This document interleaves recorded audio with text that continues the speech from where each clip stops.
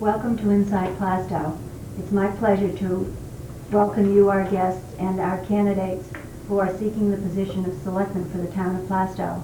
This year there are 2 positions open and 2 incumbents are seeking re-election. I'd like to introduce my guests. On my far left is Buzzy Blinn. He's seeking his fourth term as Selectman. Tom Vinci, who has been a candidate in the past. Mike Emmons, who is seeking his 2nd term. And John Sherman, who is a newcomer. Welcome, all of you. Thank you. Thank you. We'll ask the questions on a rotating basis. The opening statement that everyone will have, your response will be 1 minute, and that will be your opportunity to introduce yourselves to all of the voters, tell them who you are, a little bit about yourself, and why you would like to serve them as Selectman. Buzzy, do you want to start, please? Well, thank you, Davina. I appreciate being here tonight, and it's kind of an honor to be running for Selectman for the 4th term.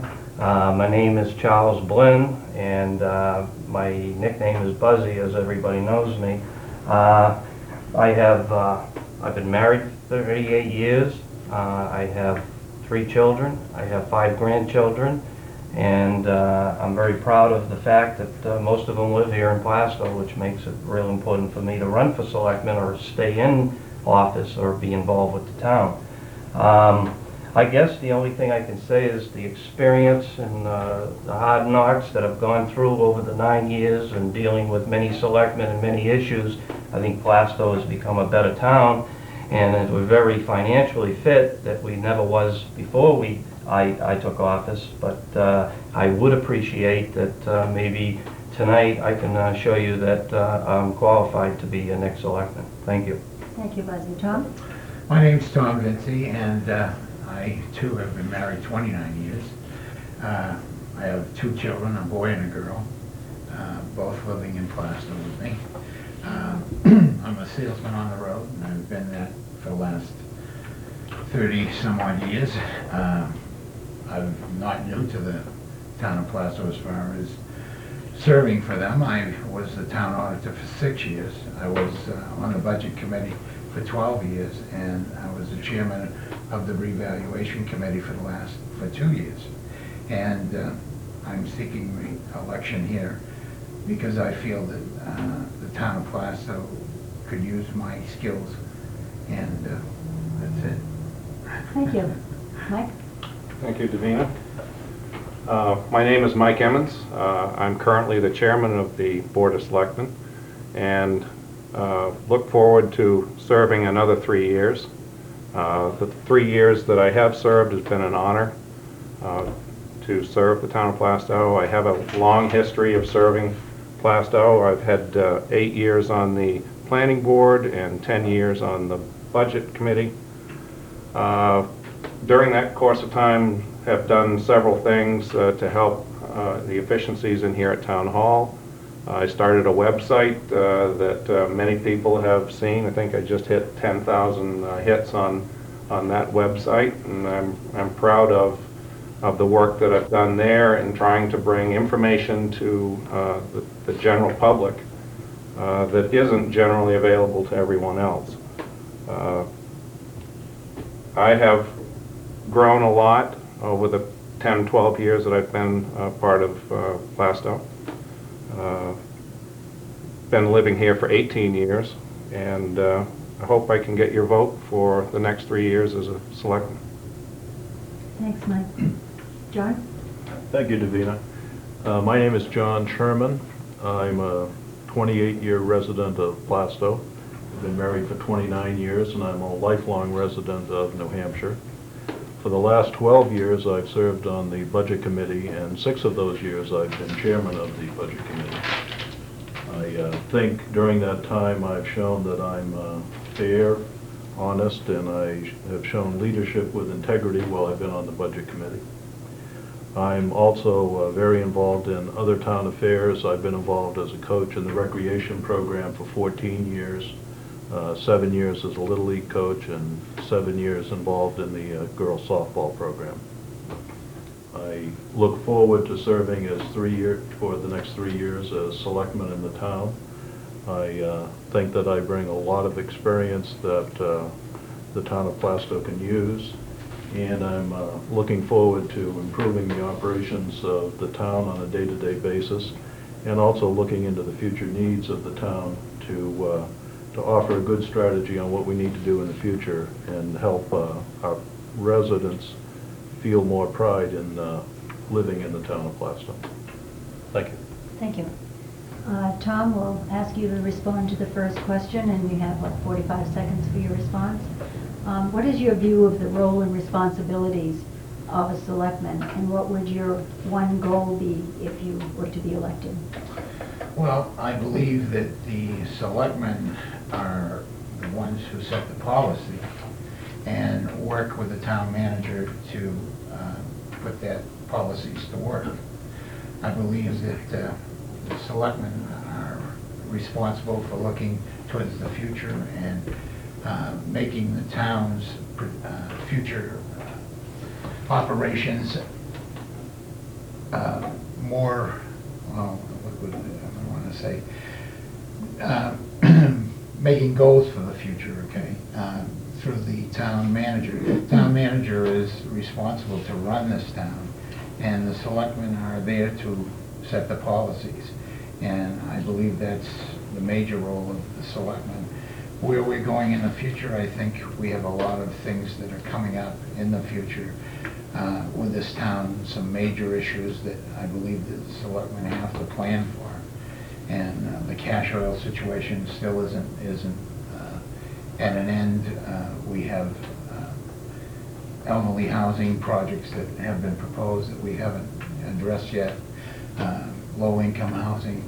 There are many, many issues that the town is going to face, and probably the biggest one, because is the school and how we're going to fund that school, either with our taxes or with some sort of an income tax or sales tax, which I don't believe will ever be. Okay. All right. Mike? Well, the role of the Board of Selectmen is, as Tom said, to set the policies that will be incorporated by the town manager. We have a town manager form of government, and we've recently hired a new town manager, and while he was gone this past year when we didn't have a town manager, the Board of Selectmen really served as both the Board of Selectmen and the town manager, assuming the duties that we had years ago and before we had a town manager. But we have a new town manager. We set the policies, he implements them. We're responsible for ensuring that we have a sound fiscal policy, keep our taxes down. We've done that for the past 6 years, I believe.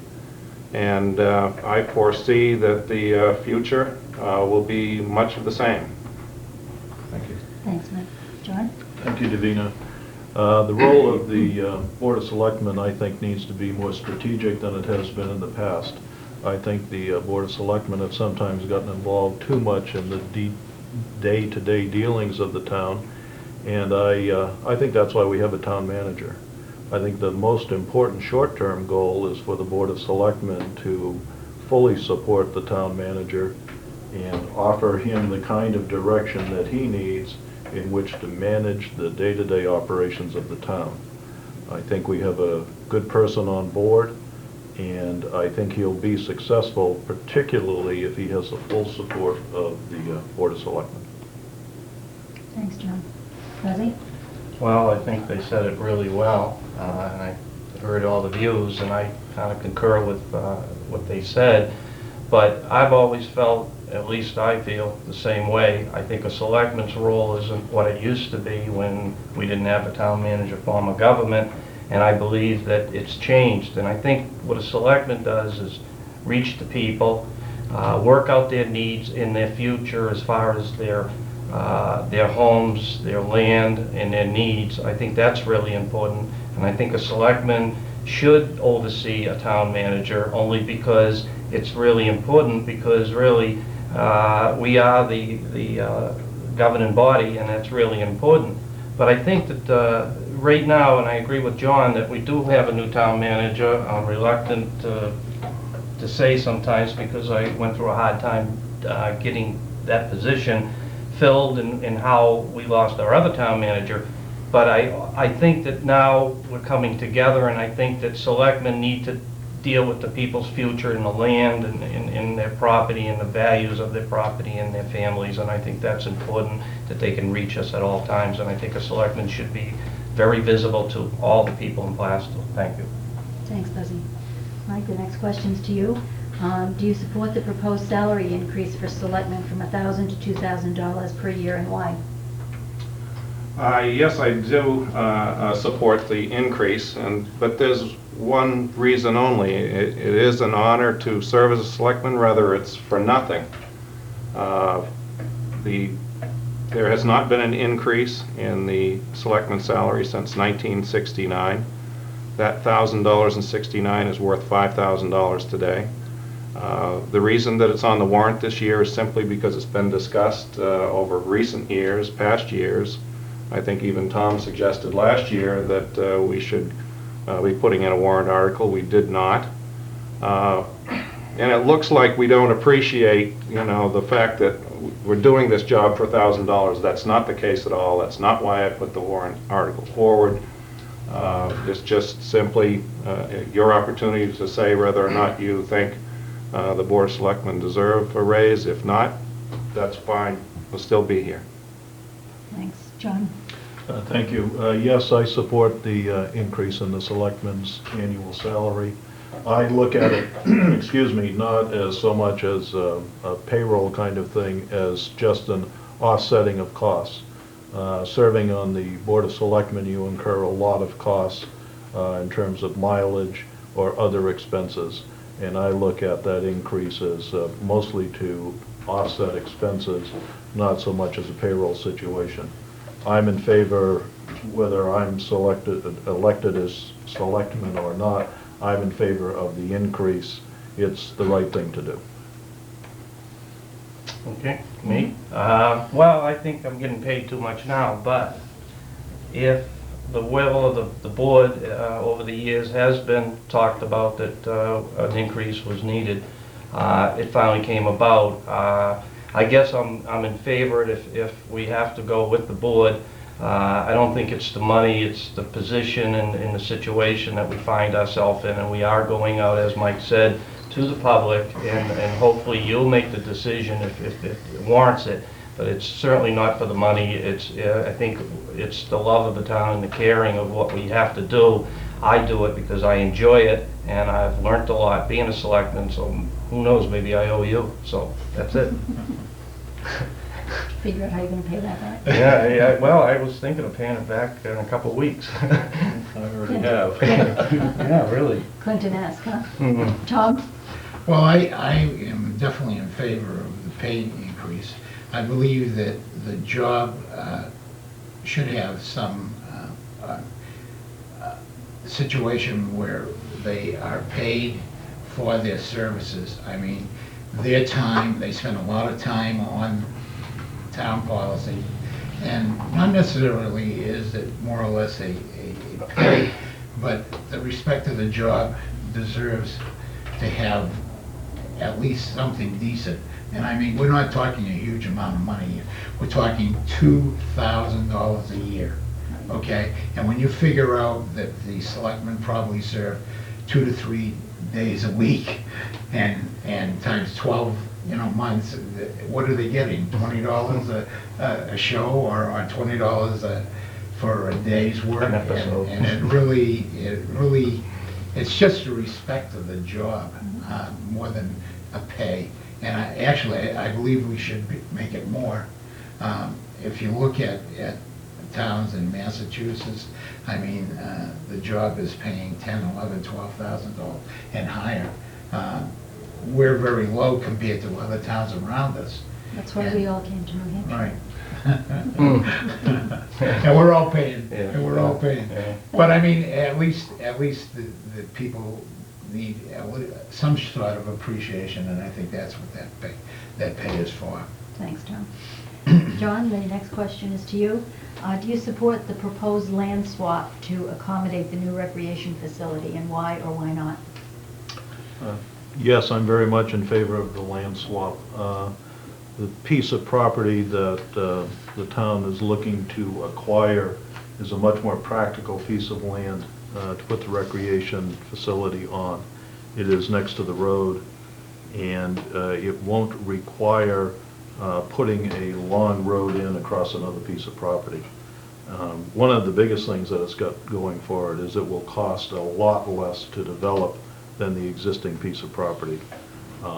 The rough cut estimates that I've heard is it will cost approximately half as much to develop this piece of property as the other. It has a lot of things going for it. It's a much flatter piece of land, and it's going to be much easier to access, and it's going to take a lot less money to develop it. I'm very much in favor of the land swap, assuming that as part of the swap that the land that we acquire goes through all of the proper boards and is approved by them, like such as highway safety and so forth. But as far as the swap goes, I'm very much in favor of it. Thank you. Buzzy? I guess it would be hard for me not to say I'm not excited about the land swap. I think it's one of those things that's been on the burner for quite some time with the recreational, and with the library working really hard to establish the new library. I think the recreational really had some problems trying to get around and get the right piece of property and sell the town a place that we can have our children play and have a recreational area. I think it's time, and I think it's almost too good of a deal in my mind. But I agree with John. I'm very cautious, and I think we'll very soundly look this thing over and make sure that the kids are protected and the land is good and that it will be safe. But at first blush, this is probably one of the better things that's happened to Plaistow in the last 10 years, and I'm glad I'm part of it, and I hope it works out to be the best thing. Thank you. Thank you. Tom? I'm definitely in favor of the land swap.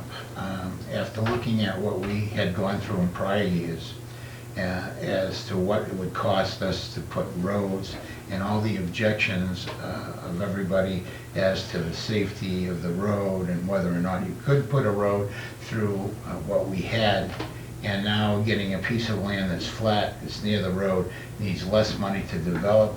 And as we all are aware, there's not too much land left in Plaistow that we can use. And myself, I go through all these towns. I go up through Brentwood, I go up through Wolfboro, and I go through Barnstead, and you see the fields and everything they have for their kids, batting cages, and you say to yourself, gee, Plaistow doesn't have anything. I mean, we have a very small field for the kids to do, and we don't have enough land to run our recreation program. Our summer camp is over full. I mean, they have sometimes over 200 kids a day that they have there, and we need some place for these kids to go. I mean, let's face it. I mean, if you look at Plaistow, we're a very small town land-wise, and yeah, we have a good-sized population, and we have no place for any of the kids to go play. And since we've redone the school, we've shrunk those fields to they don't even meet the standards of Little League. You know? So I think it is a great deal for this town, and I hope that they support it 100%, because the recreation people have spent a lot of time and a lot of effort, and I know myself from past years helping redo the fields. You know, I mean, they don't ask for anything, they do a lot of it for nothing, you know, and everybody gets volunteers to donate sand and work vehicles, and they've done an excellent job, and we've always had a good recreation program. Lots of effort there, right? Yeah. Mike? We have a very active rec commission, and they are working on woefully inadequate fields at this time, and have been for some time. Several years ago, we tried to interest the voters in voting for a piece of land that really didn't have good access to, had crossed wetlands. A couple of times that article has failed. Was proposed that would be $345,000 to continue with that approach would be considerably more than that today. This plan is a terrific plan. Some people may say that the owner of the land now is going to make some money on the land that the town is swapping with him, and I say, so be it. If the town comes out of this with a recreation field, and we desperately need one, then I say that that's terrific for Plaistow, and I'm fully supportive of this plan. Rosie, the next question is for you. The Cable Committee has had tentative agreements for a couple of different locations with the Selectmen. Obviously, the the old library didn't work, and we were promised upstairs to set up a new studio. The large room would be renovated and preserved as a meeting place so that we could televise large meetings, we could have large functions up there and so forth, and just use the offices for cable. I'm wondering what your view is for the use of the old courtroom space. I guess I assume from where we were heading that upstairs is being worked as a viable spot for the Cable Committee. But I certainly think that the Cable Committee right now needs a place, and I think that upstairs would be a real good place to set the cameras in our studio. I think the cable is very important to this town. I think it's our only communication. The papers and everything else that we read and through the mail is certainly viable, but we need to be more on the cable. We need a better place. We need to be more informative, and I think the Cable Committee going upstairs, and I think it's time. I would highly recommend, and I will support that the Cable Committee does go upstairs, because I'm all for the idea that cable's important. I know we just had a deliberating session, and I tried to catch it on TV, and it's real hard, and because of a cable problem. We do have some problems, but we have the money, we have the equipment, and we have the people that are ready to go, and I think upstairs would be a fine place, and it would be a real good thing for the town. Hopefully that will happen, and that's where I thought we were going, so we'll see what happens, but I think it'd be a great thing. I'm going to switch back to this side of the table. Joan, do you want to respond to that? Sure. I'll be the first one to say this evening the answer, I don't know. I think that we definitely need to put some more time and money into the cable process. I think it's a great communication medium. I prefer it over the newspapers, because the newspaper is always someone's interpretation of what occurred, and it's filtered it a little bit. So I think we definitely ought to do whatever we can to improve the communication process using our cable facilities. Whether that's the best use of the upstairs or not, I don't know. I haven't been involved in discussions discussing the options. That's what I like to do. That's what we do when we're on the budget committee, is we consider options. What is this the best use of our money?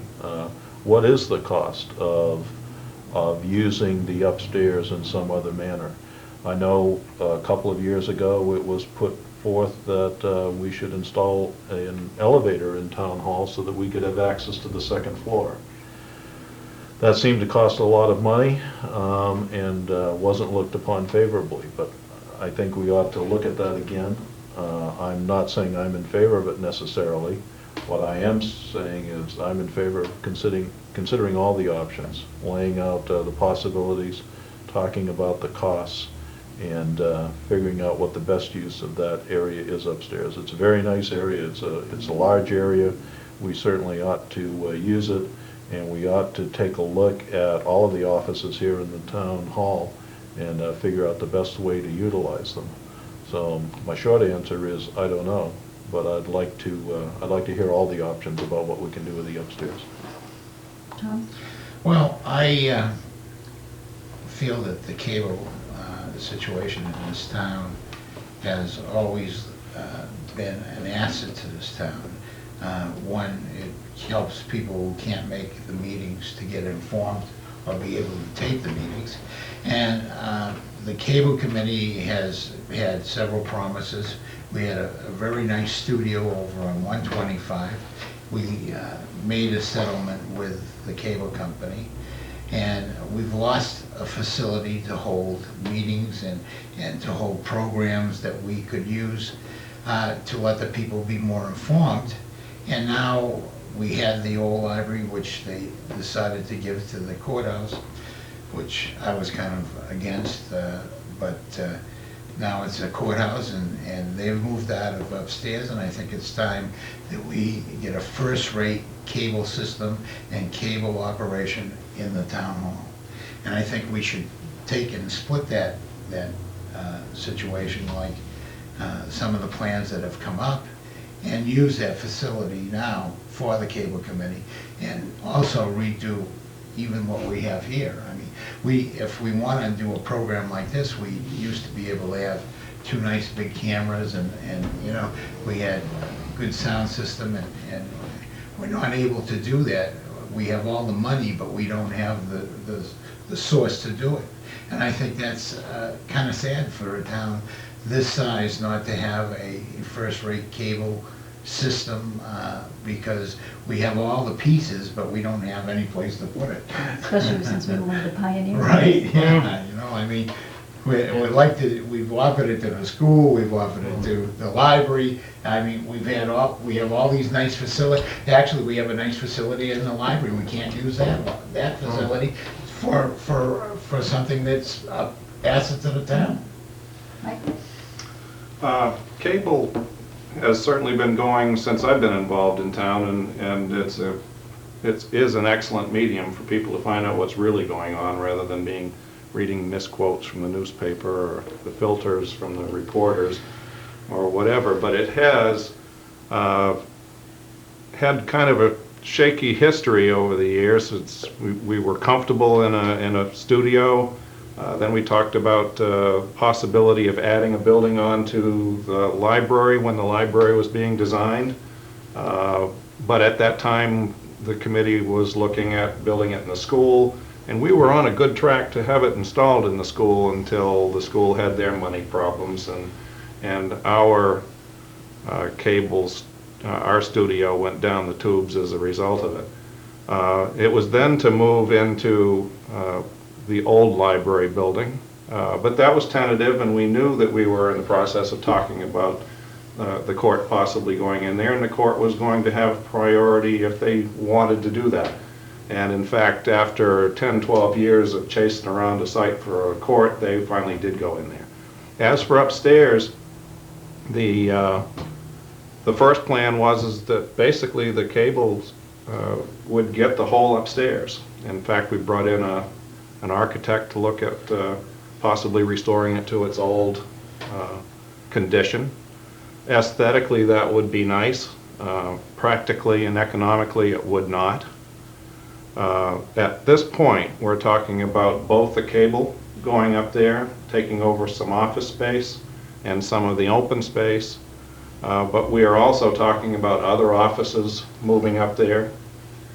If that all happens, then you have to have an elevator. We're looking into that. We're getting quotes.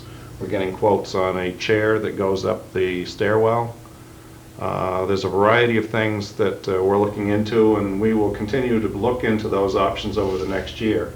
But nothing will happen other than possibly the cable committee going upstairs over this course of this next year, because to put an elevator in, no major changes will be made to this building without a vote of the people to accept it. Thanks, Mike. Tom, you get to be first on the next question. In your opinion, what are the pros and cons of the conflict of interest ordinance as was proposed? Well, I have some problems with the conflict of interest. I look at all the committees and I say to myself, how can this be? Do we marry our first cousin, our second cousin, or our third cousin? And that's what the ethic situation is. I mean, if I look in this room, Mike's wife is the trustee of the library. John's is on the recreation committee. Buzzy's clean. Yeah, Buzzy and I are clean, but I mean, you can go right down the line. I mean, every one of our volunteers is is a piece of their family is volunteering. And so where do we go? I mean, how do you make it right? It just, it just doesn't, there are incidences that have happened that, everybody brings up and say, hey, this shouldn't happen. However, I mean, if we take and eliminate everybody who is first cousin, second cousin, and, I mean, do we have any volunteers left in this town?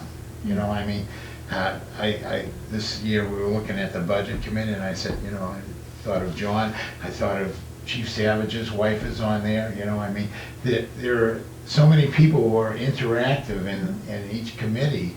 How do we eliminate that? I just can't see where there's a steadfast rule of how do you eliminate these, and without losing some valuable people that help the town. I think if you try and legislate ethics, you've already lost the war.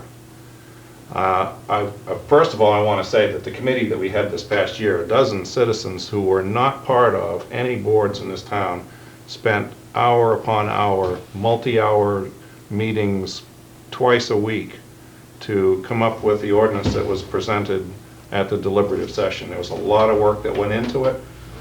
It wasn't all bad. There were problems that would have to be resolved, but nobody ever wrote an ordinance that was perfect the first time. It sort of mirrored the ordinance that was written in Atkinson. I was not in favor of creating such an ordinance because I've used the terminology a lot over the last year. I call it the Spanish Inquisition. I think Atkinson has had a number of problems because of it over the past years, and it puts them in the newspaper in a negative light. And I think Plaistow's been in the newspaper in a negative light too much over the last few years, and this certainly wouldn't help. The fact that it was a conflict of interest ordinance was better rather than ethics, because ethics depends, each person has their own sense of ethics. Conflict of interest is easier to color black and white.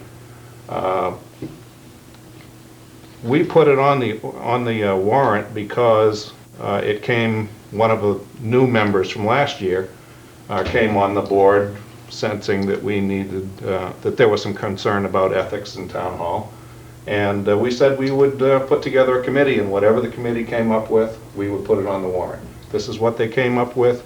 They were supposed to be representative of the community at large, and unfortunately they won't get a chance to vote for that. But we'll see whether the people think we need an ordinance of this type or not in March. Buzzy? Well, as everybody knows, I was very much not in favor of the ethic committee or the ethic rules, only because I agreed with Tom. I think it would be in a hardship because most of us grew up or spend a lot of time in the town, and we have friends and neighbors and relatives that we somehow try to get them involved to help the town prosper and be a better place. But I think the way it came about was very uncomfortable, because I think that we didn't pay attention to what they were doing on this ethic committee, and I think that they ended up doing a great job. And like Mike said, they put a lot of time and effort, and it was very disappointing for them to realize that they're not quite there where we need to have them. And we were hoping to get them, or get the approval from the town to get this committee going, get the plan in. But the problem I saw right along was the fact that I don't think we knew what we were after. Again, I think Mr. Sherman is very right. He likes to look into things. He did really well on the budget, and I think we needed to look more into this before we presented it to anybody to volunteer to serve and get this position of this ethic committee going. I personally believe that it's just not a good thing, because it's going to cause more trouble. We're going to have to get members. Before you know it, the members will be voted in by their friends, and before you know it, we'll be spending more time fighting over little issues. And I think that responsibility, as Mike said, we've had a horrendous couple of years on that front, and we don't need anymore. And I think Mike even concurred with me. He wished he never got involved. We certainly love the people for what they did. It's a hard thing to be up here and say you don't like it. But I would go on a basic 10 commandments. I'd go with 10 straight rules that you feel that wasn't uncomfortable, that was not good, that the selectmen were doing, and we live by those and try to stay by them, just over the fact that our integrity and our honesty will live up to those standards. But I don't think we should go any further than that. I think we need those people on ZBAs and planning boards, where we really need those people in those areas. Hopefully they'll jump ship, and we know they're all good, and come over to maybe get involved in a municipality, and that would be really nice. So I'll go with it if the people vote for it, and I'll honor it. Thank you. John? It's a tough situation. We, of course, don't think that people should be operating with a conflict of interest. And I think we do a good job of avoiding those situations. Even people on the budget committee who obviously have a conflict of interest on a particular issue abstain from the voting. And I think that's one of the ways that the situation polices itself. I really don't think that there are a lot of situations where people are voting unethically, if you will, because of a particular conflict of interest. If there's a family relationship, people abstain from the voting. I agree that I think it's better that the warrant article was changed to what it was changed to, which was to basically ask the town to vote on a warrant article of whether they want to have a conflict of interest or not. A conflict of interest ordinance or not. If they vote in favor, then I hope that those same people that were involved in developing the ordinance this past year stay involved, and I hope that they use that same ordinance as a starting point to make adjustments to present something next year that more people can go along with. As it was presented, the chairman said it's not perfect, and I think we all agree it wasn't perfect and it can be improved upon. And I think it needs to, if you're talking about preventing good, honest people from serving the town because of a fuzzy situation. I think it needs to be clear. If we're going to have a conflict of interest ordinance, it needs to be clear and concise and fair.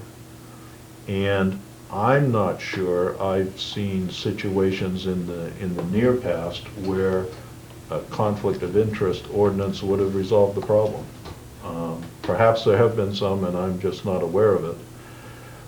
I agree that those people that participated in that committee, God bless them, and I hope that they volunteer for other things in town. It's unfortunate, for example, on the budget committee, we have 4 openings and only 3 people running, or who have filed to run. That's unfortunate. More people ought to be getting involved in the town, in administering the town and working on various committees. And I would hate to think that the conflict of interest ordinance would prevent good people from getting involved. That's a long-winded answer, but I think the bottom line is the warrant article that's being presented makes more sense to me, asking the town if they want to have a conflict of interest ordinance or not. Thanks, John. Mike, you get the next question? Okay. If we answer this one tonight, we all win the lottery. The $1 million question, what's your resolution to the school funding issue? And I know we're a little removed from it, but it's a hot issue in Plaistow, and I think we could spend a few minutes on it. It is not a selectman issue in the sense that there's nothing we can do about it except have an opinion like everyone else. I'm in favor of an income tax personally. I think that's the only fair way to do it. Across the state and across the towns that are now getting hit with huge increases because their tax rate was low. And I also understand that I'm impacted a little bit in that decision by the fact that I work in Massachusetts, and so basically my taxes would go down, and so But I really do think that it's the fairest way, and they're going to have to do something pretty quick, or we're going to be in a lot of trouble. Ozzy? Oh, gee, I'm You're next. on. Well, yeah, I was listening to Mike. We're trying Absolutely. to switch back and forth. Absolutely, I think we all, and I'm sure every citizen out there in Plaistow has really started to think about where are we going with this issue. There's been a few that Governor Gene Shaheen has kind of proposed. I'm not in for the sales tax. That would be a mess because we are a border town. It would affect us a lot more. So that certainly, I would like it not to happen. I looked into, and of course we have the time. I think we have somebody missing here, and naturally gambling has been a big issue in Plaistow. As far as when we were meeting the heads of the legislators, the reps, when they had some headstorming committees that were up at the high school, but nobody could come up with total reason why a gambling casino couldn't be the answer to our dilemma. I said that a long time ago that they didn't want, and I always use that as a benchmark. Up in Loudon, New Hampshire, they have a speedway, and they were dead set against that speedway. Well, since that speedway went in, not only do they have 150,000 people, but the area around it in Laconia has prospered. They're back on the map. Everybody's living better. There's more revenue, and that's what we need in this state. I don't know how far we can go as far as a property tax in which they found a way to tax us. I'm really ashamed of that whole situation and the way they've been handling it. I was mentioning it earlier before the cameras went on that it'd be too bad that the selectmen or we don't get involved in what's going on, because I think it's important to our tax base and what's going to happen in our future. I mean, we're kind of handcuffed as selectmen spending money because we don't know what kind of judgment they're going to make and what they're going to do as far as this getting the funding. I think they ought to go to the, again, I was mentioning, because I'm myself and I do these things and I have my own mind, but I think right now is a good time with the new President Bush and this whole big hoopla about he's all for education. And since we are a poor state, but never mind that we did vote, those 4 votes that got him in to be president, that Judd Gregg, Bob Smith, and Sununu would go up there with Shaheen and tap on their doors and see if they can give us some type of relief in this situation and help us out. Because it seems like the state hasn't been able to do it, and we have that kind of power, and I think we should exercise it. So I have no clear answer, like Mike said, but we certainly, as selectmen, in the next couple of years, will be involved in the issue, and we will try to make sure that the people of New Hampshire don't get taxed to death, and we can't live here. So we will work hard at that issue. John? Well, I don't think there's an easy answer. If there was an easy answer, it would have been implemented by now. Way back when, I was always in favor of a constitutional amendment to change the New Hampshire Constitution so that the state was not, I'm paraphrasing the word, guaranteeing an education or a fair education to all of its citizens. I don't think the state can really do that. I don't have a good answer. One of the things that I haven't heard discussed that I would like to hear discussed is what's the cost of whatever we're going to implement. If we're going to implement a state income tax, seems to me there's a sizable cost with putting that infrastructure in place. How would it work? How many state employees would you have? Would it impact each of the local municipalities about how you would collect that, or something else, a sales tax or whatever it is? The short answer is I don't know. I think I would probably agree with Mike that an income tax is probably what's going to happen, and I'm not sure that there is a perfect answer, but somebody's got to come up with some answer. But again, I'd like to reiterate, I'd like to hear the discussion expanded to not only what would we take in, but what would it cost to put an infrastructure in place to collect, if it's a tax, to collect whatever the tax is going to be. I haven't heard that discussed, so it would seem to me that you'd have to collect even more in order to fund the infrastructure for collecting that tax. Tom? I guess whenever I've gone to any of these head bashing sessions, everybody in the legislature comes up with how are we gonna take money out of your pocket and out of our pockets? And I keep saying, well, why would I want a solution that takes money out of my pocket? Why don't we look for ways to raise revenue from somebody else's pocket? And I look in and I say to myself, am I stupid, or are they don't understand that the people of New Hampshire aren't looking for ways to take more money out of their pocket? They're looking for ways to have less money taken out of their pocket. And so I say, why haven't we looked into gambling? Why haven't we looked into other forms of revenue other than those that come out of my pocket? And I don't believe that that approach has ever been taken. The only thing I can say is, when I get my tax bill and I see I'm paying $5,000, $6,000, or people are paying $7,000, $8,000, $10,000 for taxes for their pieces of property, I'm sure they're not looking to find other ways of money coming out of their pocket. So, I mean, where is the legislature? They're not really looking out for the behalf of me if they're looking to take more money out of my pocket. So I think that the answer is look for new sources of revenue.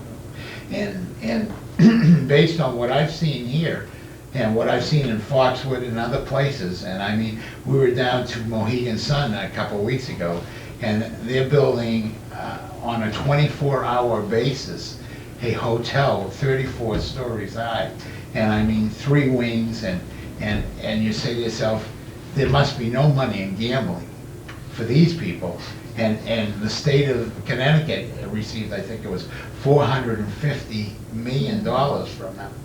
And here we are, we're sitting here figuring out ways to take more money out of my pocket. Doesn't make sense to me. I don't know if it makes sense to anybody else, but I believe that the answer is look for new revenues and wake up, legislators.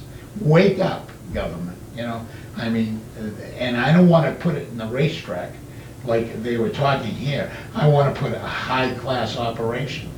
Look at Vegas. If you go down to Vegas, I mean, they keep building hotels and hotels, and everybody say, hey, you know, the revenue sources of gambling are running out. They're not running out, because Vegas is keep building. And now they're building, instead of $100 million hotels, billion-dollar hotels. Even Atlantic City is now expanding again. We need a Mohegan Sun over the garden, right? Yeah. So, I mean, where are we going? I mean, you know, I mean, we had the most perfect spot for a casino operation, Pease Air Force Base. You got all the space there, the airport, you have the water facilities, the sewage facilities, and what are we doing? I mean, and you know, we had the highways close to Boston and the areas of gambling. You know, I mean, the state lottery in Massachusetts does over $3 billion. This is revenue we're just letting go by. You know, and then you go to Foxwood, and that's what you see. Time out.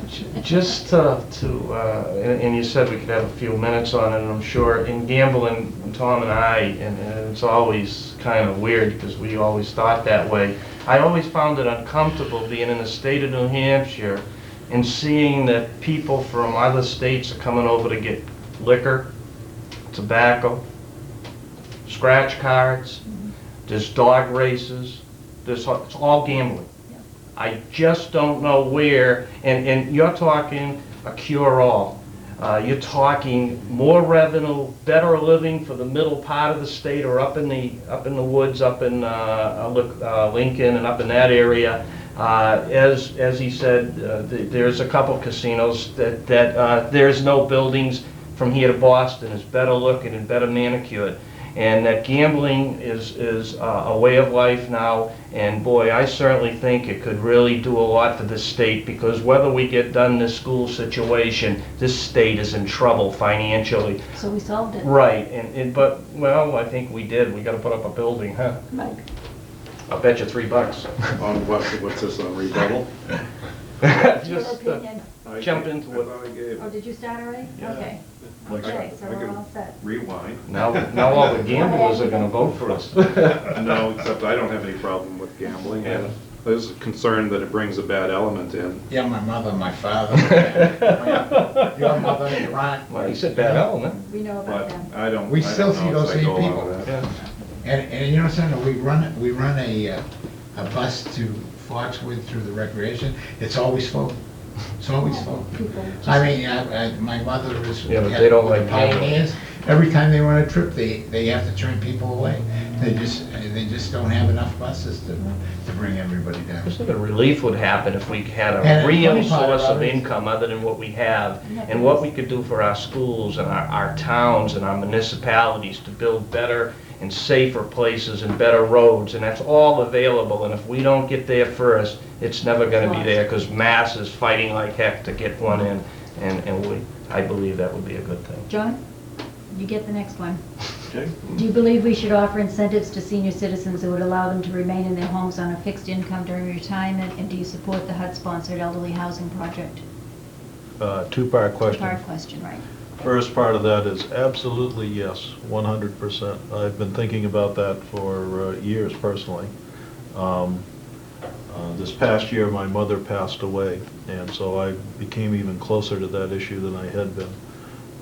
But that is just absolutely something that a town should do. I happen to think that it would be possible for local municipalities or towns to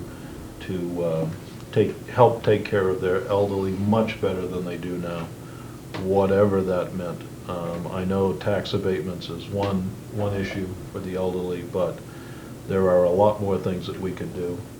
I'm not sure, I'm not proposing it, but I'd love to hear it studied and the figures brought forth. I'm not sure about what a town could construct elderly housing for their local residents. I think that would be a wonderful idea. I'd love to see that pursued and have the numbers studied and see what comes of it. I think the second part was about the particular warrant article. Is that the question? I'm certainly in favor of the concept. I wasn't in favor of the execution. I don't think that was a good location. I think there are other issues related to that, but certainly location is one of them. I'd like to hear another proposal come forth. I'm sure this warrant article this year would get defeated because I don't think that is the right situation. But I think something better can be done. Again, I think the biggest thing that the problem that particular warrant article had is the location. Good, thanks. Buzzy? The first part is absolutely, the elderly is a very important thing in the town of Plaistow. We have a lot of people, like John said, his mother. My mother's 83. She's trying to maintain her house. She's bedridden, but we all take care of her. I have a sister that's absolutely been great with her. And I happen to be around town every day, and I meet a lot of older people, and they're always asking me, is there ever going to be any place that they can live rather than move out of Plaistow? And that's a real important issue to all of us. I don't think there's anybody up here that don't want to do right by taking care of our elderly. I don't know if to the second part, of course, I'd be redundant. I mean, it's a no-brainer issue. Absolutely, we need to research and develop some program that we really look into elderly housing and get more serious about it. I think this was the first wave of something happening, and I think it's important to all of us now that we've seen something that was subject to HUD coming in and doing what they want to do over the pin box. The second part is the warrant article.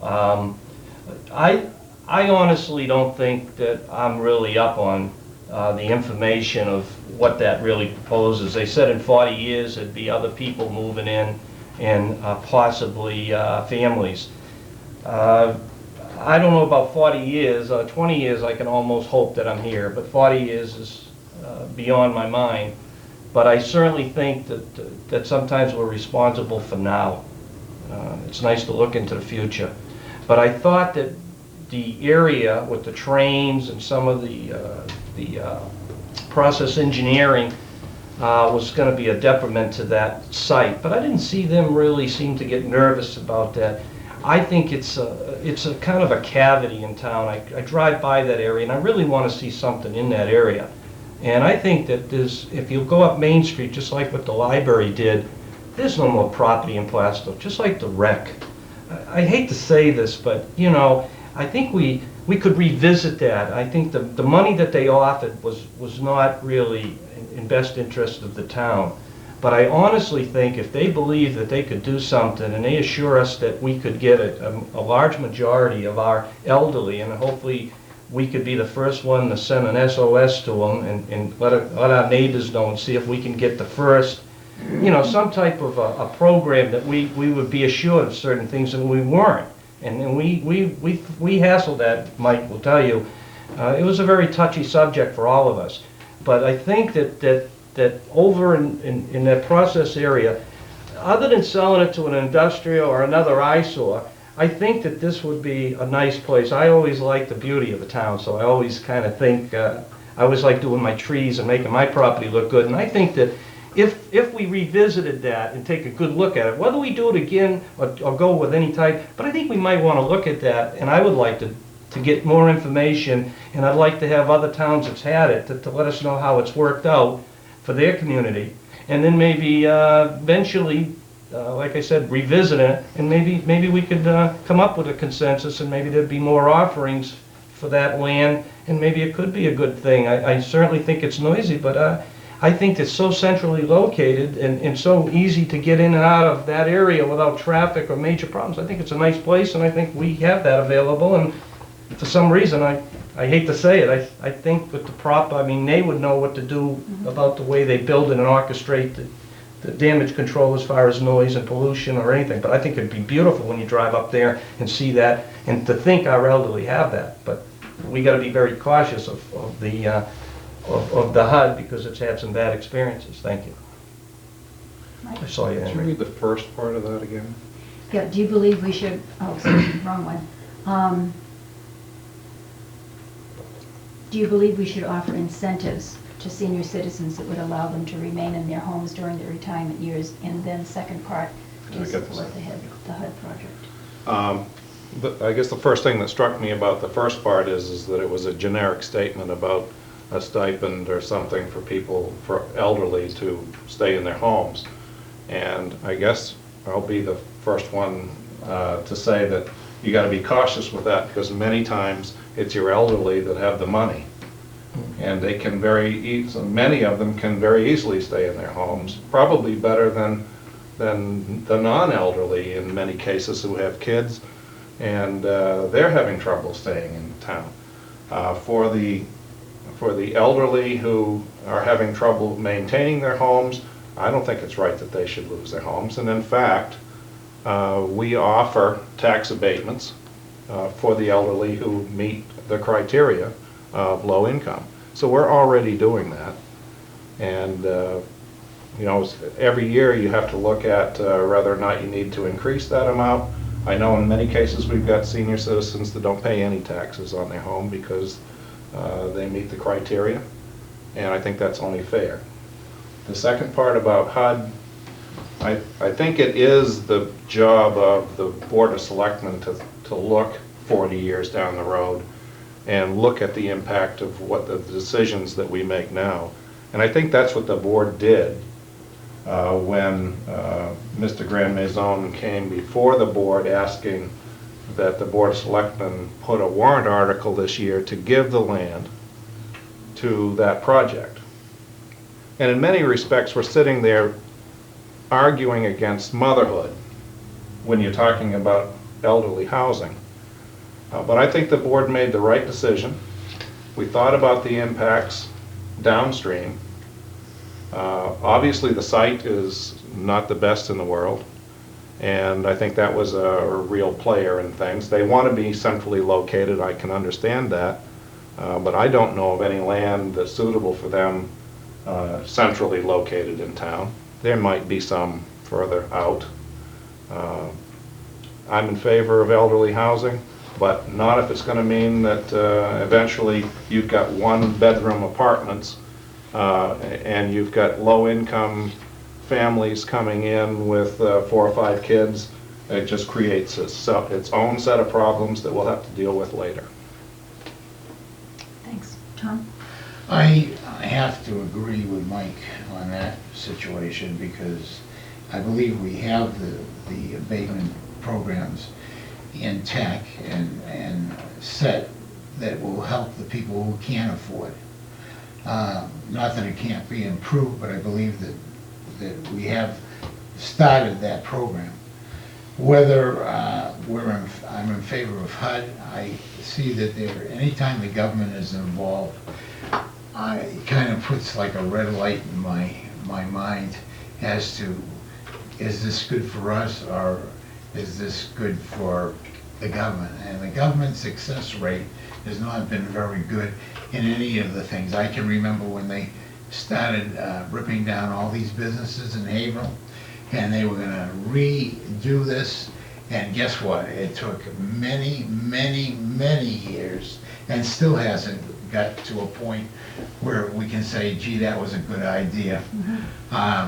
They put a lot of people out of business and chased a lot of business away. And I have never seen a program that the government does that works in a positive way for the people who are involved. And what happens is we'd be the people who would be stuck with it in the end. And because of that, I don't feel, I think we need it, but I don't know if HUD is the answer to do it. Maybe an independent guy who could present a program that would be self-supporting, that would go in my favor. But to have the government involved, I don't know, I just doesn't sit well with me. Big government kind of guy. Right. And I just don't see any projects that have ever worked in our favor. Okay.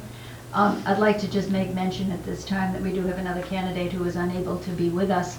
Warren Raven was unable to be here tonight, and I just want to make note that we do have a fifth candidate seeking the one of the open positions. I asked each one of the candidates if they would like to select one issue that they would like the other candidates to address, and most of them have done that, and I just thought I would start with John. Would you like to ask your question, and then each one of the members here would respond to it? Sure. My question would be, I'd like the other candidates to, if they could and would, to name something specific that they would do to help restore the confidence of the voter in the town of Plaistow, and perhaps improve the pride that each resident of the town feels living in the town of Plaistow. Do you want to respond to it, or would you like everybody else to answer? I'd like to offer Fuzzy? am that. I going to remember all of that? That was a good one. John, could you break that Name- down a name little? I don't mean to be rude, because if I'm going to say something, which I usually do, it's going to go sideways if I don't pick it up right, because I already did on the other one. Go ahead. Name something specific that you would do to improve the feeling of pride that the residents of Plaistow would feel about the town. Well, I'd elect me the mayor. Because then I could be in control of everything and the buck would stop with me. I think that the one thing that I think we need is to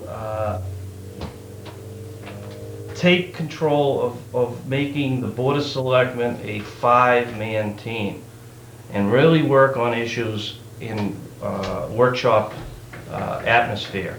Because what happens is, I believe that one of the problems is we're coming in and we're cold on the issues and some people are hot, and we get caught in the middle of controversy and arguing. I don't think there's anybody, I think the town physically is, as far as the financial end of it, this town has done great since I've been a selectman, and I feel that's been a real plus. But I think that part is not our problem. Our problem is a way to relate to each other and sort of like bury some situations that were bad. And you do, we've been into controversy, but I would say that getting along in harmony would be my way. And I don't know if that's possible, because I don't know if I want to get along in harmony. because I don't know if I can bury some of the things that has happened to me, and I think that's a problem, and I don't know how to address it. I respect everybody, but as long as I've been a selectman, I've never had, or I've never seen the power of this board that I'm on, and it took me by surprise over how much power a selectman does have. And to address a thought that came by, and I don't know if I'm babbling, and only because I'm uncomfortable every time I think about being a selectman for 3 years and going through the kind of stuff I've been through for the last 3 years. I certainly think I'm responsible enough to keep people happy, make the town a better place. I'm around the streets. I stop and shovel elderly women's just to make them happy. I do whatever I need to do. But I think it's just a matter of us being more responsible and more professional and do all the arguing in a workshop and present to people with the program a little bit better than we do. But again, that's only a wish list. When you have 5 different people on the board, which is very important, you're going to have 5 different opinions. So I don't know if it was a good question. That's what you did. You threw a curve because I could go anywhere with that. So hopefully the next board will certainly see the light and guide the town down the road of a better place. I think we should all strive for that. Mike? Tricky question. Yeah, it's a curve, all right, or slide or whatever. I think we made great strides as a town over the past year. With the change in the board that we had, the board that we have in place right now is a good, diverse group. We have our arguments, and that's what we're here for. I think we need to have a better relationship with the press, because the press can certainly put us in a bad light, and I think totally that people's bad feelings about town and lack of pride in their town come from what they read in the newspaper, be it negative. And if they're reading positive things, like what's just in the paper about Ruth Palmer being selected as the dedicant, if you will, for this year's town report. This is a nice story, positive story. I think those are the kinds of things that are going to bring pride back to the town of Plaistow. And I think it's been going on for a while now. Not everybody's going to agree with me, and no town is going to be comprised of everyone who agrees with anything. So I think that we're heading there now, and we'll continue to. Thanks, Mike. Tom? Well, I have thought about this a lot, and my situation or thoughts on this would be, people are so busy with their own concerns that I don't think that anything we do to try to get them to be enthused about the town or events or anything. Years ago, I can remember when I was in high school, I mean, you'd go to the football games and the stadium would be full. And today, I mean, if I went to the Haverhill football game, there's nobody there at the stadium. I mean, it used to be everybody would walk down to the stadium and, you know, everybody would be pepped in. But today, everybody is involved with themselves. They're involved with doing their own thing, going camping at their second home or going skidooing up north or everything except something to do with pride for the town. And I think to get somebody involved, you have to have somebody that's really interested in being dedicated. And I mean, like John is dedicated with working with the recreation committee. I mean, everybody has something that's their cup of tea. But you go out and you try to bring other people in, and you know, they're so concerned with their own thing that it's hard to get them involved with your thing.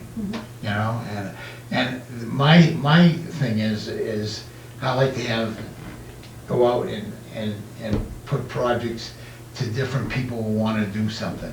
If you wanna go out and see how many street lights we got fine, you know, that's your thing. If John wants to go out and do the recreation, that's his thing. All those things help build the town, okay? If I want to go out and make sure that the sidewalks are plowed, that would be a thing. Contribution. You know, I mean, I look at, I have a negative that I came in with this week when I went down past the old library and saw what they did to plow the side of the road there, and what a mess that is.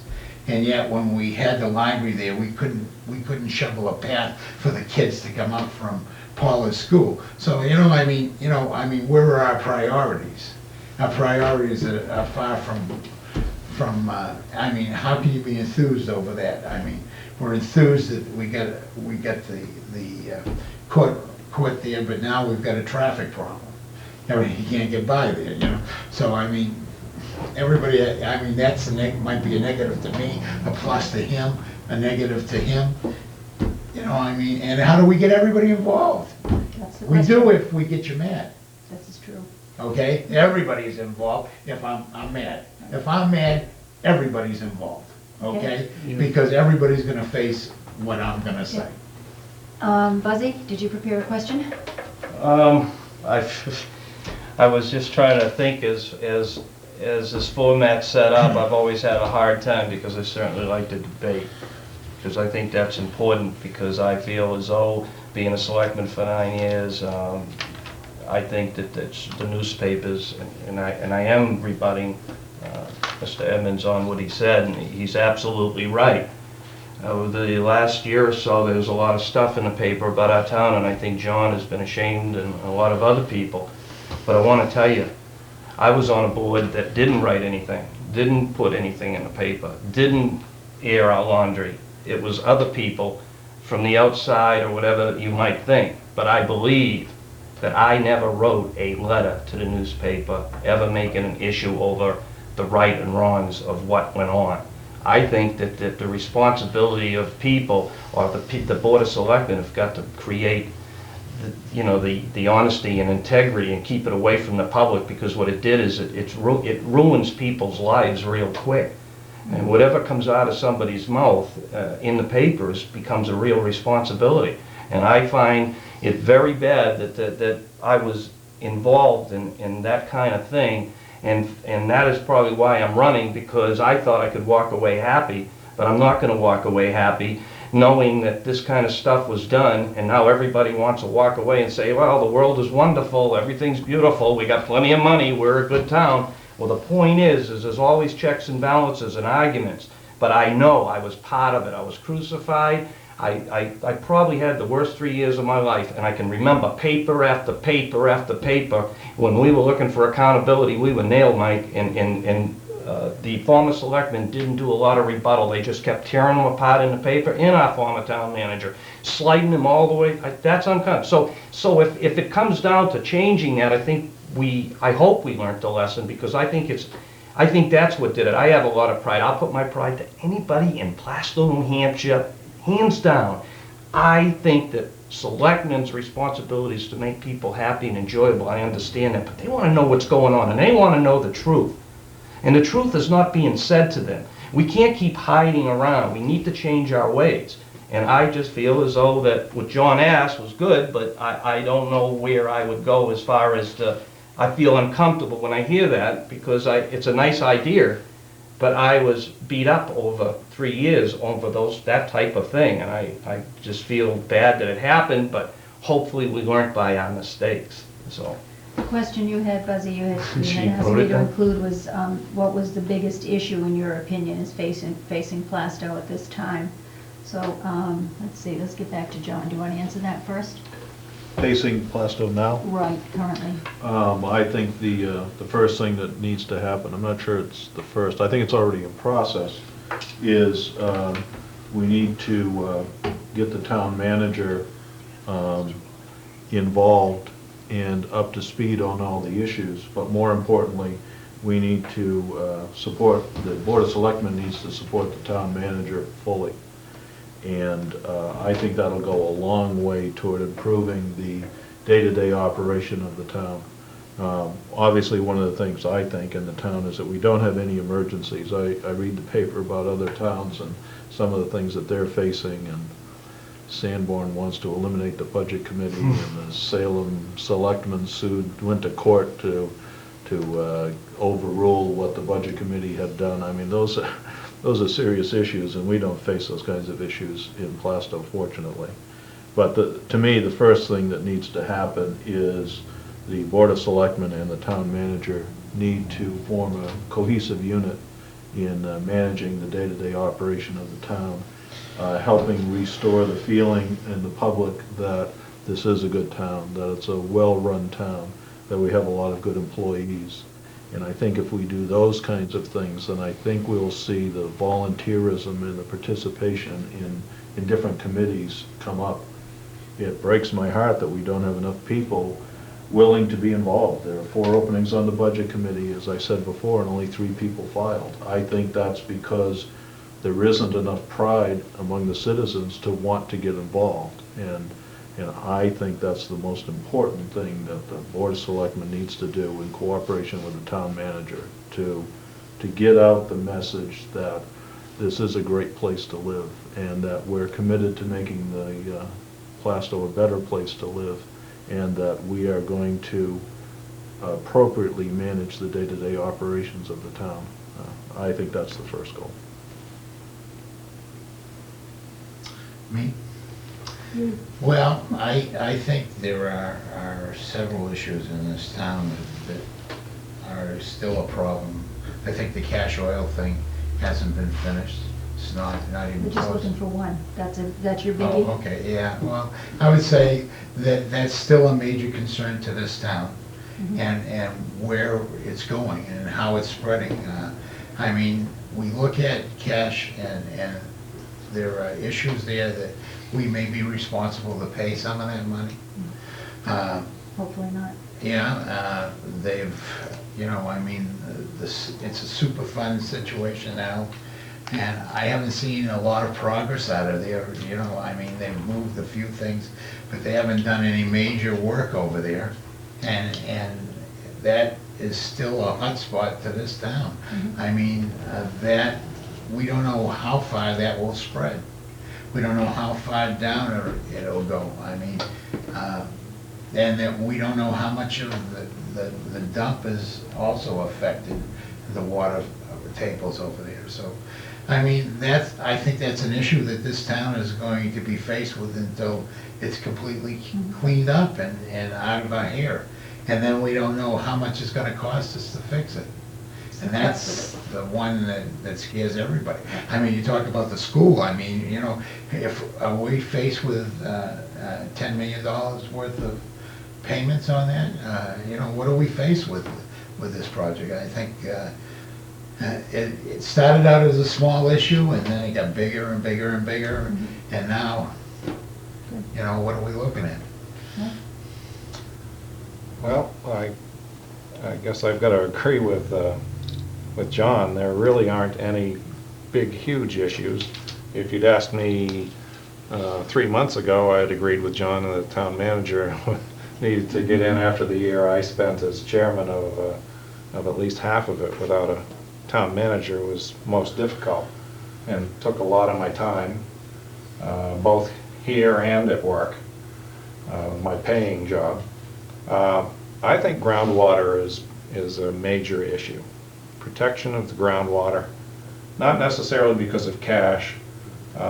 We've taken some steps recently to put in groundwater protection ordinances. I think it's important for our boards, the ZBA and for the planning board to administer that and not find ways to get around it. I'm not in favor of ever having to go to a potable water system and sewer system. The cost would be staggering. But if we don't protect our groundwater, we're going to be there. And to me, the most important thing about living in a small town in New Hampshire is keeping the costs down, keeping your taxes down. And you said one thing, but the other thing is the schools. Schools, big eater of taxes, and it has to be resolved. Great. Tom, you had submitted a question, what event in the past year had a positive or negative effect on the town? I think we've sort of covered a lot of that, but if anybody would like to make an additional comment based on Tom's input, you're welcome to do that. John, do you have any? Well, I'd just say, obviously, the biggest event, I think, in the town the past year was the fact that the town manager resigned. And that had a serious impact on the operations of the town on a day-to-day basis. It cost the town a lot of money, and it impacted the functioning of the day-to-day operation. The part of it that I was particularly involved in is obviously the budgeting process, being chairman of the budget committee. And when we didn't have a town manager on board, I could see that the budgets that were submitted were not up to the quality of the previous years. And I don't mean to criticize anybody for that. I think that the Board of Selectmen, working with the bookkeeper, did a pretty decent job in presenting those budgets. But obviously the quality was down. I know that because of that, the selectmen had to get quite a bit involved in the day-to-day functioning of the town, which I'm sure was a hardship to them. So obviously the biggest event in town was the resignation of the town manager. I hope we don't get in a situation where we have something like that happen again. And it was pretty obvious to me that that had a negative impact on the town.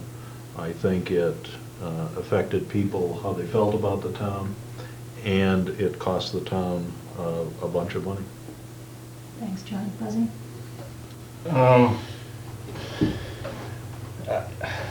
I guess, again, I agree with John. Positive or negative? Well, this is Maybe this positive. is negative, because basically I've been negative for quite some time, so I guess you're gonna have to live with it. Okay, Mike can be positive. And doubt it. and I doubt it.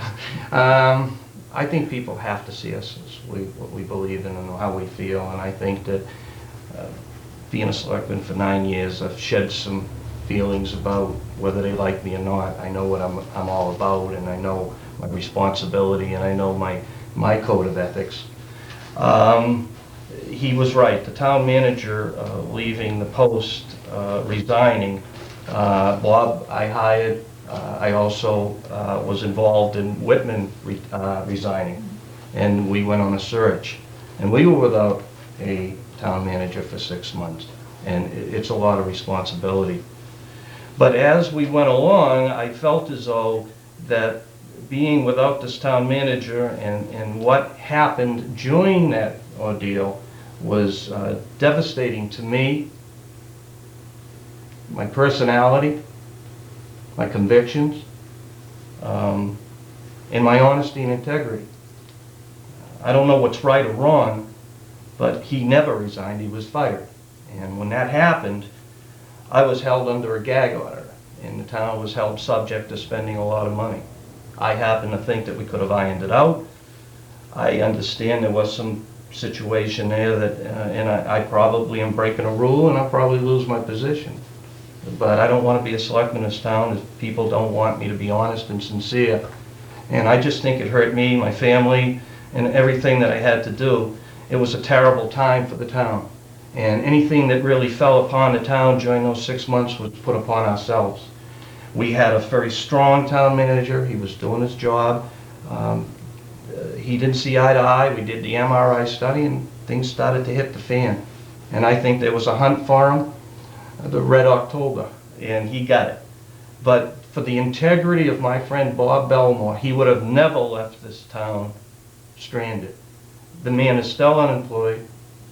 I feel bad. He's got 3 jobs, but being fired from, or the way he left the town with some of the legacy of what we claim he did as being a bad person, I thought that really hurt him. But I don't really want to be a selectman if people don't want to vote me for my caring and my love for people and taking care of them.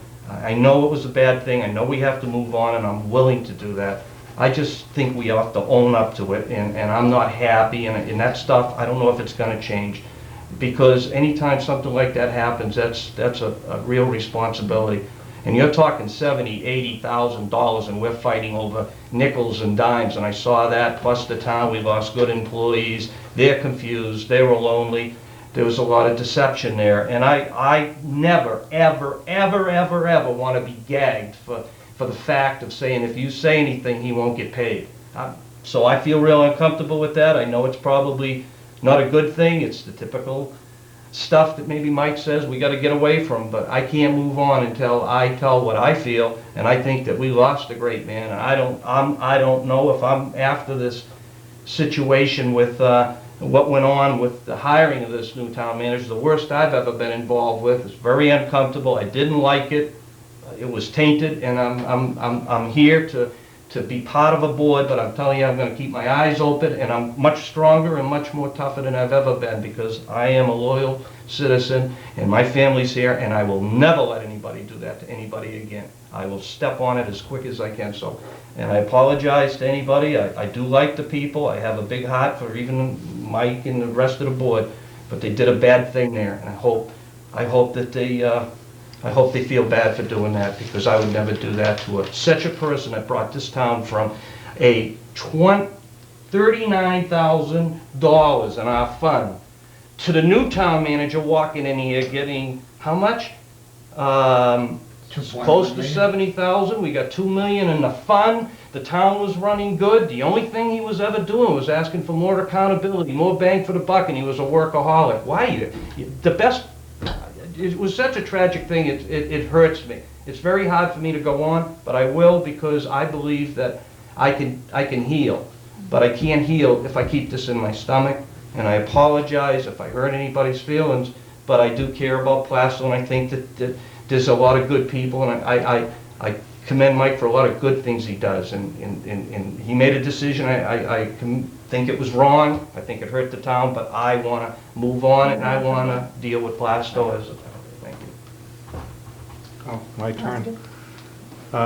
Yeah, I guess I got to disagree with Buzzy that hiring John Scruton as a town manager was a negative thing. I think it's extremely positive, and I like to be positive about the things. There's been a lot of negativity over the past several years, and I think we're starting to move forward into a positive feeling. Keep in mind that there was a majority of the board that concurred with Mr. Belmore's decision to resign, and we are a board, and you're welcome to your opinion. Did he resign, or was he fired? He resigned. He was fired. Why would somebody resign? This is Mike's time. I didn't interrupt anybody else. Okay? First of all, I'm not going to get into that because I can't, from a legal point of view. And Buzzy's aware of that legal point of view. And I don't really care. If he chooses to violate it, that's fine. I don't have a problem with that. I'm going to dwell on the positive. There were some positives in that decision, and there was a big positive in hiring our current town manager. He's the guy we've got to go forward with. And if you're going into this job as a member of this Board of Selectmen with a negative feeling towards that man and why and how he was hired, then I don't think that's a very good thing for the future of Plaistow. Okay. I think that winds up our How questions, about Mike. me answering my own question? Well, if you'd like to. Yes, Keep I it, will. keep it short, though, because we're running a little. Well, my feeling is, again, and it's been since all of this happened, the most negative thing was when Bob Gray was elected as a selectman, because it changed the whole board, and the first thing that happened here was revenge. And revenge is what happened to Bob Belmore. Okay, but I don't think we want to get into Well, personality. we don't want to get into personalities, but let's face it, I mean, they took and they You said issues, destroyed, not they people. destroyed somebody, a man, a family man, with children and everything, not for the good of Plaistow, but for the good of themselves. Okay. And when somebody works for the good of themselves and not the town of Plaistow, they don't deserve to be in this job. Okay, let's go on with our closing statements. As I said, there's one candidate missing. I appreciate all of you coming tonight. I think it's given the voters a good perspective of where each one of you are coming from, very clearly. your pros and cons. We're going to start with Buzzy, and then we'll go over to John, and then Tom, and then you can wrap it up, Mike. You each present the facts on why everybody should vote for you. Well, I think that'll Okay? certainly be an You're issue. on. Well, 9 years ago, I was in a studio, and I remember I wrote my first address to the town as far as who I am and what I am, and I took it upon myself during a very funny day to try to put some notes together to write down, and I did it again. So hopefully, after 9 years, I might be a little clearer with my notes. Again, maybe this will clarify me. I took the job of selectman because I wanted to be the voice of the average citizen of Plaistow.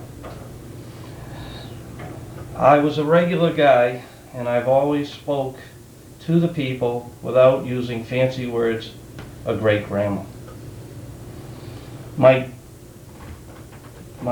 goal was to request a small town spirit, to foster a better sense of the community, is the one that everybody loves. I love the town of Plaistow. Why? Because I grew up here. I've been in this town for 45 years. I was a little boy when I moved here. And I know about most of the older people in town, and I respect them. And I set out a promise that I would stand behind them. And I fall in the same footsteps as Mr. Leroy Doobie, who always spoke his mind. But as I know, I grew up in this town, and I raised my 3 children in Plaistow, and most of my family lives here. I still have great hope for the future of Plaistow and has all the basics for success. But let's not forget how we came to the job with massive egos, our own agendas, and our own specialties. Remember, none of us is going to agree on everything, which is why 5 selectmen are always voted in the town of Plaistow.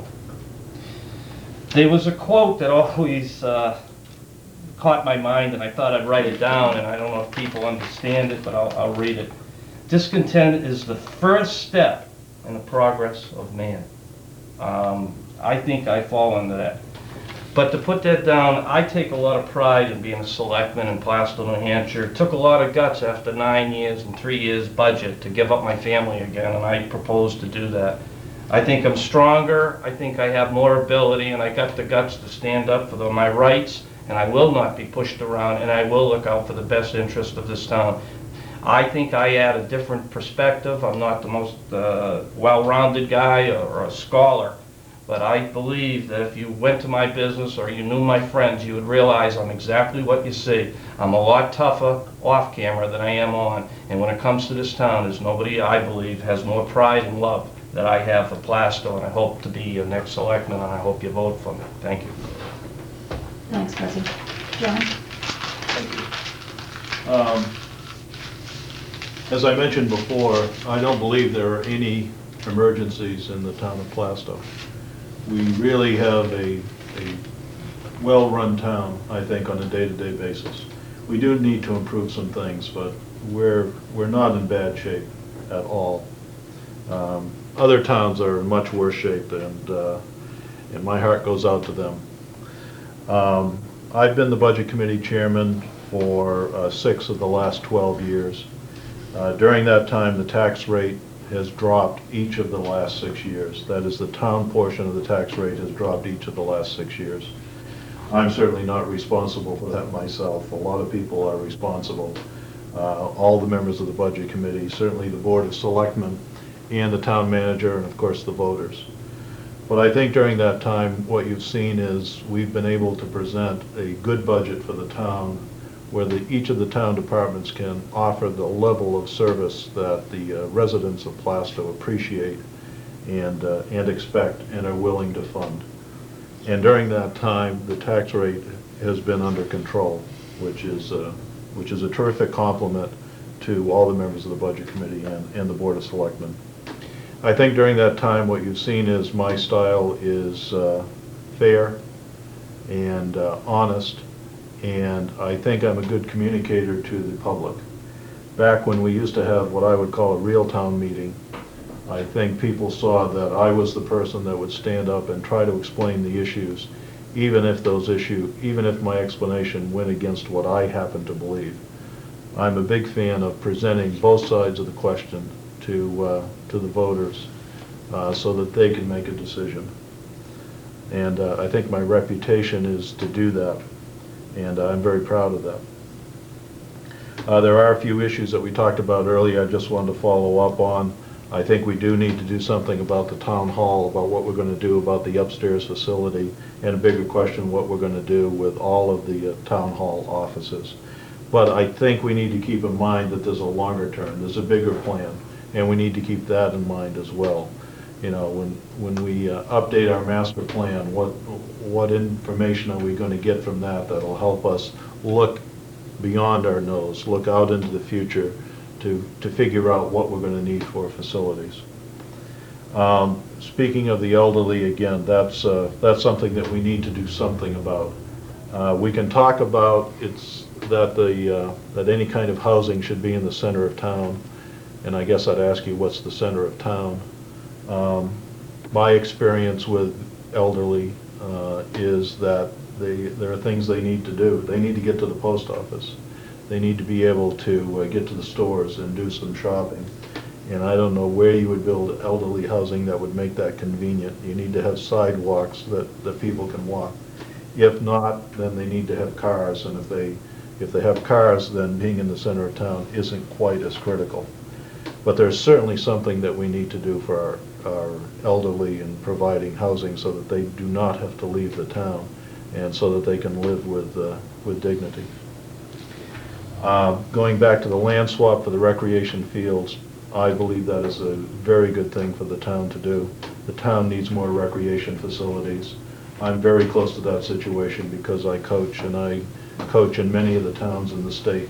And when you compare our facilities with other towns around us, we are, as Tom says, we are just below the other towns. Even the towns next to us, Atkinson and Danville and Sandown and Hampstead and Kingston, all of those towns have better facilities than we do. And this is our chance to take care of that situation. And whether you vote for me or not, I would urge you to support that land swap. The groundwater is a big issue. I couldn't agree more with Mike. I'm not sure that's, a short-term issue. To me, that's a longer-term issue about what we're going to do. But we have to do something about that, and what we're going to do about a water supply for the town. I guess I'd like to close by answering the hypothetical question of why I'm running for selectman. I'm running because I want to help the town of Plaistow. I don't have any personal agenda. I don't have any big agenda of things that I think need to be done. I'm concerned about people who do run that do have those kinds of agendas. I just want to make Plaistow a better place to live. I think I've got experience that will help me do that. I think I've got a management and leadership style that will help with that. I'm committed to the town. Before I filed, I told both Buzzy and Mike that I was going to run for selectman, and that when I did that, I was not going to run against them. I did not want to turn this process into a me against them. I'm presenting what I have to offer to the town, and I hope that you will vote for me on March 13th. I've been asked for years to run for selectman, and this year I decided to do it, and I'm really looking forward to serving as a selectman for the town of Plaistow. Thank you. Thanks, John. John? Well, I'm running again. This is, I don't know, what, my 8th time. And I guess if you don't know me by now, I've always been a person who isn't afraid to ask the questions and ask the hard ones. I've been running for this office because I believe that I can do the job, and that I'm not afraid to stand up for what I believe in and what I believe is good for the town of Plaistow. I've worked on every committee, from the budget to the town auditor to the revaluation of this town. I mean, I've fought personally with colon cancer and been a victor, and I'm fighting now to be your selectman. I feel that I can do the job. I feel that I have the knowledge, I have the ability, and I'm not afraid to stand up and ask the tough questions, or to stand up to the people that everybody's afraid to stand up to. I've always been that way. I don't care who it is, and I don't have any favoritism, whether if you're my friend or you're my enemy. I'm not afraid to stand up and ask the questions that need to be answered. And this has always been my way. I was the first one to go down to the town meeting when the town manager was let go, and I wanted to ask the questions. I still haven't got the answers why he was let go or why that happened to him. And the people of Plaistow still want to know what the answers are, and we still keep asking. We know that injustice was done. We know that the problem arises from the unbalance of the board, and we know that the only way to correct it is to get rid of it. So I'm asking you to go down and vote March 13th for me. Thank you. Ready to come back here, huh? Yep. Hi, my name is Mike Emmons. I bring a lot of experience to the board. I've been a selectman for 3 years, chairman this past year. Why do I want to do it again? Sometimes that's a tough question to answer, but I really truly do enjoy it. And I'm honored to serve the people of Plaistow, and have for 12 years. My name will be second on the ballot, and I urge you to vote for Mike Emmons on March 13th up at Sawyer's Function Hall. Thanks, Mike. As was just mentioned, we encourage everyone to participate and vote in the privacy of your own voting booth on March 13th. The polls will be open from 8 a.m. to 8 p.m., and we appreciate you watching this evening.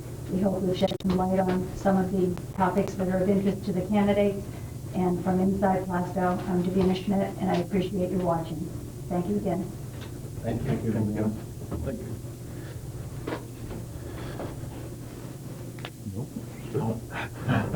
You can't leave yet? Sit quietly. John, so you're gonna shake your hand. Yeah, Wish you the best. I guess Mike. Can we do it? Can we do that now? I think Good luck, John. where I Good want luck to to you. go. I am.